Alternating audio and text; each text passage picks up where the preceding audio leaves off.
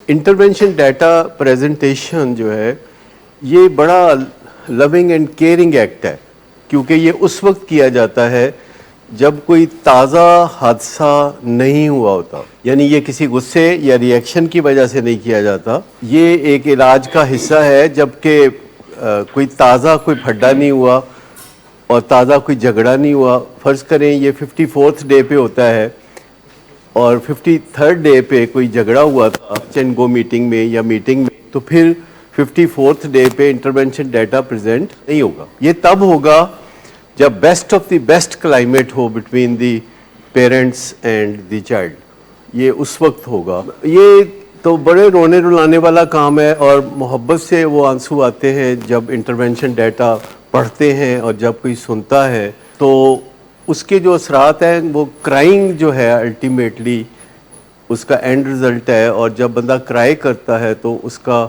जो दिल है साफ़ होता है, उसके अंदर की तकलीफ़ जाती रहती है, ये निकल जाती है आंसुओं के रास्ते। जी, अगर वो कोई बात करना चाहता है, अपनी कहानी लिखना चाहता है, तो हम चाहते हैं कि कहानी लिख दे।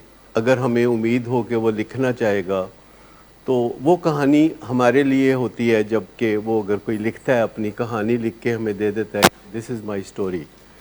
पेरेंट्स जो हैं वो इंटरवेंशन डाटा लिखते हैं और जो पेशेंट है वो उसका रिप्लाई कर देता है, जिसका मतलब है कि वो डिफेंड नहीं करता, वो कहता है कि हाँ ऐसा हुआ है और इसमें मेरी बीमारी का किया धरा है। कहानी तो यह है कि मेरी ज़िंदगी कहाँ से शुरू हुई और किन किन मरहलों से गुज़रते गुज़रते मैं यहाँ तक पहुँचा।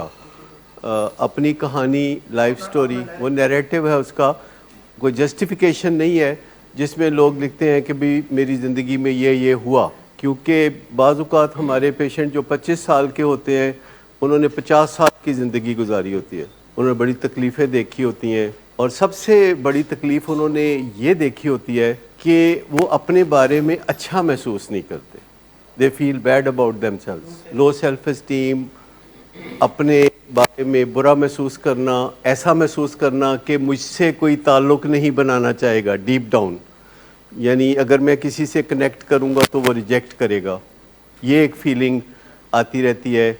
और जो सेल्फ एस्टीमेशन है अपनी वर्थ की, वो कोई ज़हन में ख्याल आता है कि मैं कोई इतनी भी शय नहीं हूँ। ऊपर से चाहे कुछ और कहेगा, अंदर से वो ये महसूस करेगा फॉर ईयर्स एंड ईयर्स, जो कि बहुत तकलीफ़ देह है।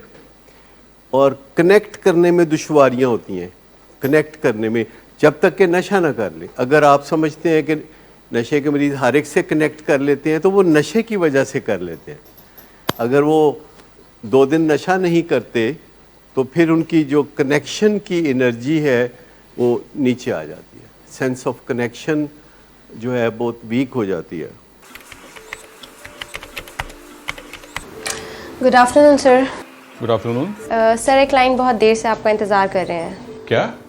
तुम्हें किसने कहा था अपॉइंटमेंट देने को? सर कल शाम आप ही नहीं तो कहा था। झूठ बोलती हो तुम। मैंने तुम्हें कब कहा था? तुम सब झूठ बोलते हो मुझसे। शराब नोशी की वजह किरदार की खराबी नहीं, मूड की खराबी है। शराब नोशी कभी भी नशे की बीमारी में बदल सकती है। नशे की बीमारी हर स्टेज पर काबिले इलाज है। मदद हासिल कीजिए, क्योंकि वो ऐसा नहीं करेगा। विलिंग वेज से मदद हासिल कीजिए, कहीं से भी मदद हासिल कीजिए, लेकिन फौरी मदद हासिल कीजिए। जिस मोज़े के इंतजार में आपने बहुत देर कर दी, अब वो दस्तक दे रहा है। मदद हासिल कीजिए, मदद हासिल कीजिए, मदद हासिल कीजिए।